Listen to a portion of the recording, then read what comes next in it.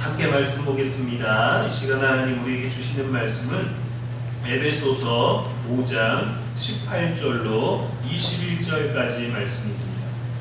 술 취하지 말라. 이는 방탕한 것이니 오직 성령으로 충만함을 받으라. 시와 찬송과 신령한 노래들로 서로 보답하며 너희의 마음으로 주께 노래하며 찬송하며 범사에 우리 주 예수 그리스도의 이름으로 항상 아버지 하나님께 감사하며 그리스도를 경외함으로 피차 복종하라. 아멘. 이는 살아계신 우리 하나님의 말씀입니다. 이 시간 성령으로 살다 13번째 시간, 왜 우리는 성령 충만하지 못하는가 라는 제목으로 말씀 나누겠습니다. 많은 그리스도인들이 성령 충만이라는 말을 들으면 특별한 사람의 경험이나 사도시대의 유산, 감정적인 뜨거운 등으로 제한할 때가 있습니다.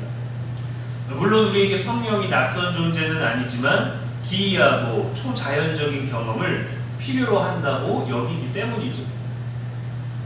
그래서 성령 충만을 우리의 삶과 좀 동떨어진 먼 개념처럼 여기고 과거 간증 속 이야기로 남는 경우가 많습니다. 그러나 오늘 성경은 분명히 말합니다. 성령으로 충만함을 받으라고 말입니다.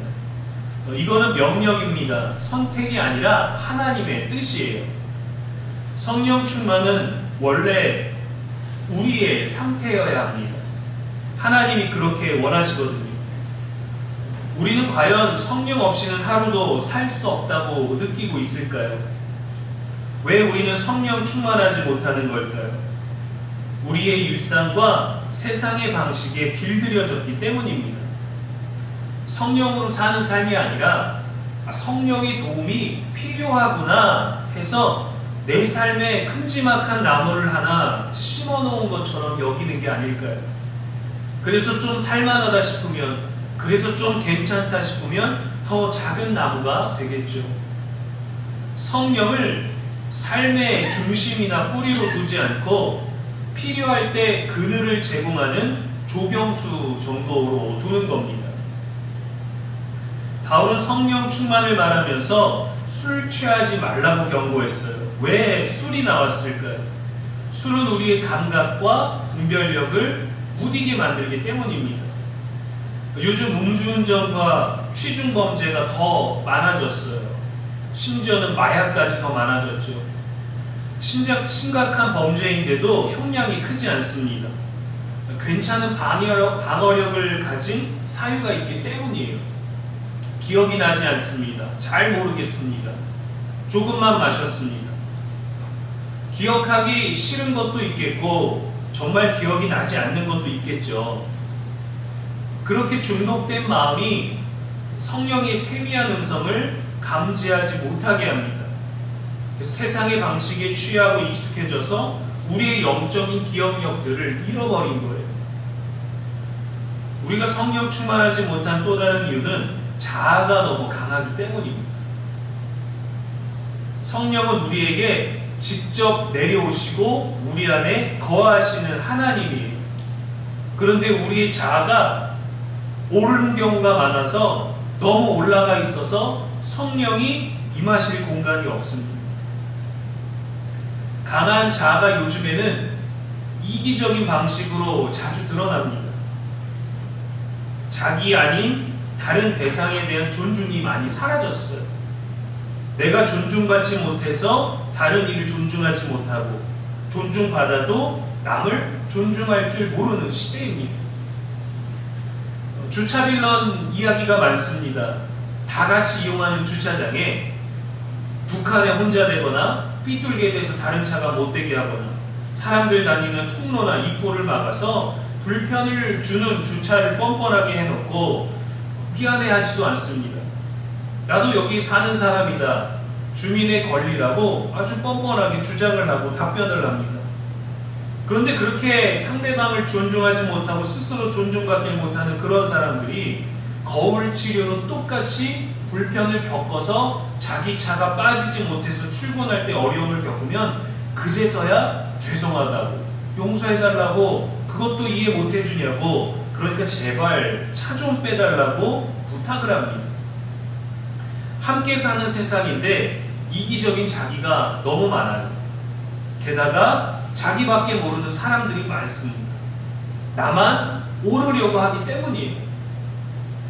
그렇게 변질된 심리와 태도처럼 하나님의 뜻과 질서보다 내가 사는 방식이 먼저가 되어버렸어요. 그래서 그분의 나라와 의가 우리 안에 자리 잡을 곳이 사라졌습니다. 내가 너무 강해서요. 또 우리가 성령 충만하지 못한 것은 지속적인 갈망과 순종이 부족하기 때문입니다. 성령 충만은 한 번의 체험으로 쭉 이어가는 게 아니라 지속적인 순종의 결과예요. 갈망 없는 영혼에는 하나님의 숨결이 깊이 머무르지 못합니다. 우리 안에 갈망이 식었기 때문에, 내가 많기 때문에, 다른 방법에 익숙해졌기 때문에 하나님이 우리들에게 주시겠다고 하는 그 방식에 동의하지 못하면서 그거는 갈망하고 있는 거예요. 그래서 우리는 충만을 경험하지 못합니다. 계속 구해야 합니다. 계속 구하려면 그것을 받을 수 있게 비워야 돼요. 우리가 핸드폰 배터리 충전은 열심히 하지 않습니까? 아이고 배터리 없네 라고 하지 않고 아이고 꺼지면 어떡하지 하고 어떻게든 충전을 하려고 하죠. 어제는 심각한 이 저질 체력을 좀 개선을 해보려고 아이들이랑 이 중학교에 오후에 나와서 5분 동안 전력 달리기를 했습니다. 최근에 어느 쇼츠에서 보니까 10분 동안 자신의 최대 에너지로 10분 동안 달리면 1시간 이상의 운동 효과를 가질 수 있어서 10분을 달린 후에도 이 운동 효과가 여전히 내 몸에 남아있다라는 거예요. 그래서 뭐 집에서 할 수 있는 다양한 많은 것들을 시도했지만 건강과 뭐 살 빼는데 아무 효과도 없어서 아주 힘든 걸 시도했습니다. 자잘한 운동조차 하지를 않아서 이대로는 안 되겠다 싶어서 10분은 내게 너무 힘들 것 같고 7분 정도를 잡아볼까 했는데 넓은 운동장에 서보니까 또 자신이 없어서 5분을 설정을 하고 달리기를 시작했어요. 50초 만에 녹초가 되었습니다. 그런데 포기하면 안 될 것 같아서 나머지 4분의 시간은 거의 걷다시피 다리를 끌면서 뛰었어요. 평소에 체력 관리를 전혀 하지 않았기 때문에 뛸 수가 없습니다. 갑자기 각오를 다진다고 갑자기 감당할 수 있는 체력이 생기지 않아요. 지속적으로 꾸준히 달려줘야 단련된 만큼 달릴 수 있는 겁니다. 성령 충만도 지속적으로 우리가 갈망해야 그래야 조금씩 채워지고 있는 걸 우리가 원하고 느끼고 할 수 있는 거예요. 근데 어느 날 갑자기 영적으로 피폐해져서 오늘 충만하게 해주십시오 한다고 불꽃처럼 일어나지 않습니다. 지속적으로 갈망하고 하나님이 원하시는 그 방법, 하나님이 우리에게 오시겠다고 하신 그 방법으로 순종해야 되는 거예요. 배터리가 꺼지지 않게 하듯이 영적 결핍이 우리 안에 발생하지 않도록 해야 합니다. 그럼 왜 우리는 성령 충만을 이 먼 얘기처럼 느낄까요? 성경에 기록된 오순절 성령 강림 사건을 초대교회와 사도들의 이야기로 제안하기 때문입니다. 그리고 우리가 사회적이고 경제적인 침체와 우리의 영적인 침체가 같이 가기 때문이에요. 성령 충만을 정상이 아니라 비정상적인 특수한 상태나 상황으로 오해하기 때문입니다. 그러나 성경은 분명히 말합니다. 갈라디아서 5장 25절에 우리가 성령으로 살면 또한 성령으로 행할 것이다 라고 했어요. 우리가 성령으로 살려고 하지 않고 먼 이야기로 두니까 내 삶의 성령 충만함이 멀리 있게 느껴질 수밖에 없는 것이죠. 성령 충만은 우리의 일상에서도 이루어집니다. 왜냐하면 하나님이 우리들에게 모든 순간 충만하게 해주시기를 원하시거든요. 그런데 우리는 세상과 교회에서 때마다 필요할 때마다 말씀이나 성령의 역사를 필요로 하는 조금 연약하고 조금 부족한 존재로 남아있는 것에 만족하게 됐어요. 이 정도면 충분해. 이 정도면 괜찮아. 나는 너무 부담스럽게 딱 너무 높은 건 싫어. 나는 그냥 좀 낮아지고 싶어. 근데 그것이 성령의 충만함까지 비워버리는 게 됐던 거죠. 예수님께서 세례를 받으실 때 성령이 임하였습니다. 광야에서 시험 받을 때도 성령에 이끌려 나가셨어요. 공생의 사역 전후에 늘 기도하며 성령 충만함을 유지하셨습니다. 그래서 하나님의 일에 더 순종할 수 있으셨죠. 예수님이 성령 충만해서 잠을 안 주무셨습니까? 식사를 안 하셨을까요? 예수님도 피곤하고 허기지셨습니다. 그래서 늘 일상에서 성령 충만하셨어요. 우리가 성령 충만하기 위해서는 먼저 두 가지가 필요합니다. 첫째로 오순절 성령 충만한 사건을 사실로 받아들이는 거예요. 이것은 초대교회만의 특별한 사건이 아닙니다. 하나님을 즐거워하고 거룩하고 능력 있는 삶을 살기 위해서는 우리에게 성령의 충만함이 반드시 필요해요. 신약시대에 있었던 사건이 아니라 이것이 신약시대의 사람이었기 때문에 경험된 게 아니라 그 시대에도 역사하신 성령이 계셨고 그 성령은 오늘 우리 교회에도 임할 수 있다는 사실을 받아들여야 돼요. 인정해야 됩니다. 둘째는 우리가 이 성령 충만한 축복을 지금 소유하고 있지 않다라는 것을 인정해야 돼요. 누군가는 이미 성령을 소유하고 있다고 생각합니다. 누군가는 성령이 꼭 충만해야 하는가라고 생각할 수도 있어요. 세상 사는 것에 있어서도 그렇고 믿음에 대해서도 그렇고 가장 변화가 없는 사람이 어떤 경우인지 아십니까? 자기 뜻대로 일이 잘 되는 사람입니다. 자기가 말하면 그 말이 잘 적용되는 사람이에요. 내 뜻대로 되는 일이 많을수록 더 견고한 고집이 됩니다. 늘 그랬기 때문에 그것을 거룩한 성품으로 오해하기도 하죠. 그것이 마치 성령이 내 편을 들어줘서 내가 이기는 것처럼 느끼기도 하죠. 착각입니다. 자신이 누군가에게 유해한 사람인데도 자기 자신은 절대적으로 무해한 거룩한 사람이라 여깁니다. 내 뜻대로 내 말대로 되는 일이 많아서 그래요. 웬만하면 내가 다 옳은 거예요. 내 의지와 방식이 적용되는 경우가 많을 때 변화가 어려운 고집이 됩니다. 그래서 성령이 충만함에 들어가지 못하고 있다는 사실을 인정하는 것이 필요해요. 내가 옳은 건 중요하지 않아요. 내가 성령이 충만하면 옳은 일을 하게 됩니다. 내가 옳다고 성령이 충만한 게 아닌데 가장 견고한 게 무엇이냐면 난 틀리지 않았어 라고 생각하는 거예요. 내가 옳다고. 성령 충만하려는 데 있어서 가장 큰 적은 자기 확신입니다. 자신은 충분하고 충만하고 거룩하고 옳다는 확신. 성령으로 살다라는 이 주제를 가지면서 초반에는 자기를 비우고 자기를 죽이는 일들에 대해 집중적으로 다뤄왔고 그리고 전적으로 하나님께 의탁하는 내용에 대해서 나누었고 이제는 적극적으로 성령이 충만한 영역에 들어온 거예요. 근데 나를 비우지 않고서는 하나님이 주시려는 성령의 축복은 우리에게 충만해질 수가 없습니다.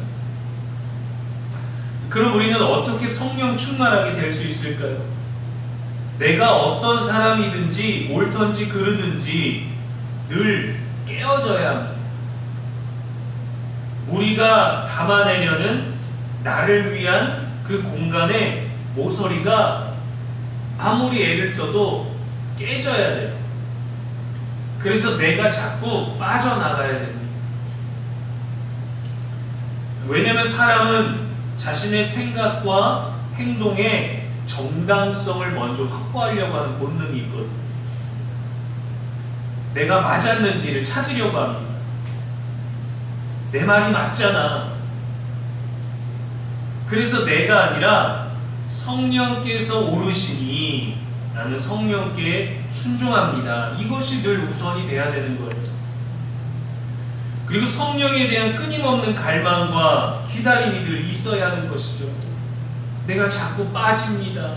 아무리 노력해도 아무리 했어도 자꾸 새 나가요. 괜찮습니다. 그렇다고 우리 존재를 잊는 건 아니에요.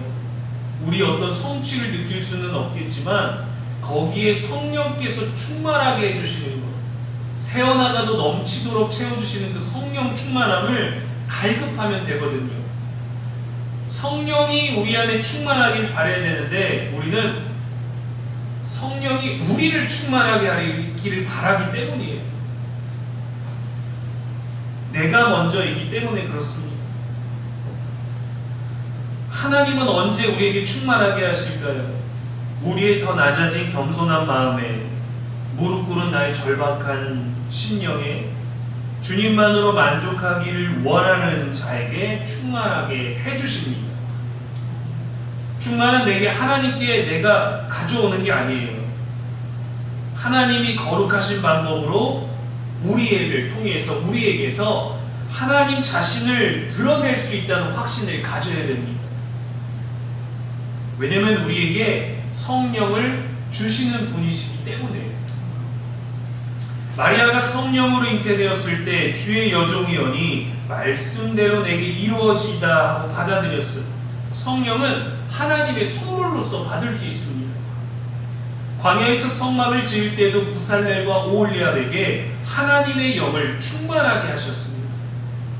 다윗에게 기름 부었을 때 그에게 여호와의 영이 크게 감동됐어요. 하나님의 사명과 성령의 충만이 함께 움직인다는 것을 보여줍니다. 그래서 우리는 교회나 특별한 거룩한 믿음의 사역뿐만이 아니라 일상의 모든 순간에 다 하나님의 사명, 성령의 충만함을 가져올 수 있습니다. 문제가 생겨서 더 뜨거운 기도가 필요하니까 성령님 오십시오가 아니에요. 밥 먹는 일에도, 걷는 일에도, 잠자는 일에도 그냥 내 모든 기분, 모든 순간, 모든 만남, 모든 상황 속에서 나를 주님께 온전히 내어드리는 거죠. 그분이 내 안에 오셔서 내가 성령 충만한 사람이기보다 성령이라는 바다 안에 나를 던지는 거예요. 그러면 내 몸에 난 나의 특별한 공간에 난 그 모서리가 새어나가도 괜찮아요. 우리가 성령 안에 잠겼기 때문에. 근데 우리는 자꾸 거룩하고 좋은 것을 담아내려고 내 확신, 나의 오름이 먼저이면서 그 옳은 것을 위해 성령을 채우려다 보니까 자꾸 빠지기만 해서 믿음이 동나버리는 거예요. 영적 결핍이 오는 거예요. 목마름이 오는 거예요. 성령은 하나님이 우리에게 늘 충만하게 주시려고 하십니다. 사랑하는 여러분, 성령 충만은 특별한 이들의 전유물이 아닙니다. 하나님이 원하시는 정상적이고 아주 보편적인 신자의 삶이에요. 우리가 드릴 것은 이미 성령 충만하다라는 완전함, 내가 잘 믿고 살아왔다라는 그런 거룩함이 아니라 깨진 우리입니다. 깨진 하나리에요. 우리가 할 수 있는 모든 기대를 오직 우리 주인 되시는 하나님께 고정해야 돼요. 왜냐하면 그분께로부터만 공급받을 수 있거든요. 그래서 하나님과의 관계를 지속하고 유지해야 하는 겁니다. 핸드폰 배터리 하나 꺼지지 않기 위해 열심히 충전하는 것처럼 우리의 영적인 것들이 빠져나가지 않도록, 결핍되지 않도록 성령 충만함을 늘 채워야 되는 거예요. 이러한 훈련은 더욱 진지하게 하면 할수록 우리의 마음과 자아가 더 비워져야 한다는 사실을 깨달을 수 있습니다. 저도 이런저런 상황에 있다 보니 피해자 같은 입장만 취하려고 하더라고요. 옳고 그름에서 나는 틀리지 않았다를 자꾸 생각하게 됩니다. 그래서 나의 틀리지 않았음을 찾으면서 마땅한 승리를, 마땅한 옳음을 마치 하나님의 예정인 것처럼 생각하기도 했어요. 아니에요. 내가 얼마나 옳지 않았는가를 더 깊이 생각할 때 비로소 하나님의 은혜와 지혜를 더 구하게 됩니다. 내가 이만큼 잘났으니까, 이만큼 옳으니까 더 옳고 영원히 옳고 계속 옳아야 되겠다라는 것이 아니라 내가 무조건 틀렸다라는 것을 인정해야만, 그것이 더 깊어져야만 하나님의 은혜와 지혜와 충만함이 더 절실히 내게 원해지는 거예요. 우리가 그렇게 원하게 될 때 바로 하나님이 우리들에게 주시고자 하는 것과 아름다운 일치와 조화가 이루어지는 것이죠. 우리는 이미 성령의 충만함 속에 있습니다. 그런데 우리는 그 특수한 공간을 채우려고 하기 때문에 성령의 충만함 속에 깨어진 우리를 내어 던지십시오. 구멍이 아무리 많아도 그 어떤 것으로 막으려 하지 않아도 잠겨 있으면 충만합니다. 하나님은 성령의 능력으로 우리의 성향과 생명을 지금도 주관하고 계십니다. 그래서 우리 안에 확실한 대답이 있어야 됩니다. 주님, 전심으로 성령을 소유하기를 원합니다. 내어드리기를 원합니다. 충만하기를 원합니다. 나의 깨어지고 비어있는 잔을 채워주소서 하고 말이죠. 그래야 우리 스스로 가둔 모든 속박으로부터 자유로워져서 성령으로 충만하게 채워져야 한다는 사실을 우리에게 깨닫게 해주실 거예요. 그리고 성령이 충만한 그 축복이 확실히 지금, 오늘, 내일, 언제나 우리에게도 올 수 있다는 그 사실을 당연하게 여기고 그러한 삶을 살 수 있게 됩니다. 오직 성령으로 충만함을 받으라 라는 이 명령 앞에 그러한 사람임을 증명하려는 것이 아니라 주님 앞에 겸손히 무릎 꿇는 저와 여러분 될 수 있기를 주님의 이름으로 축원합니다. 기도하겠습니다. 하나님 아버지, 오늘도 우리에게 성령 충만하게 하시는 뜨거운 사랑에 감사드립니다. 우리는 성령을 믿는다고 말하면서도 성령 없이도 충분히 살 수 있다고 어느새 생각하며 삽니다. 우리 안에 견고해진 자아를 깨트려 주시옵소서. 겸손한 신앙이 아닌 고집이 되어버린 우리의 믿음을 새롭게 하여 주옵소서. 옳고 그름을 주장하느라 성령의 음성을 듣지 못했던 완고함을 용서하여 주옵소서. 지금 다시 고백합니다. 주님 없이는, 성령 없이는 살 수 없습니다. 깨어진 항아리 같은 우리의 마음에 주님의 생명으로 충만하게 채워 주시옵소서. 우리의 영원한 소망이 되시는 예수님의 이름으로 기도합니다. 아멘.